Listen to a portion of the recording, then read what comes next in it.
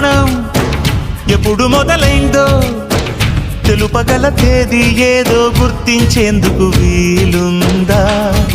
ప్రణయం ఎవరి హృదయంలో ఎప్పుడు ఉదయిస్తుందో గమనించే సమయం ఉంటుందా?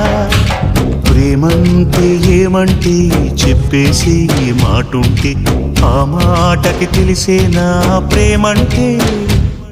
అది చరితలు సైతం చదవని వైనం, కవితలు సైతం పలకని భావం, సరిగమలెరుగని మధురిమ ప్రేమంటే. దరిదాటి ఉరకలు వేసే ఏ నదికైనా తెలిసిందా తనలో ఈ ఉరవడి పెంచిన తొలి చినుకేదంటే?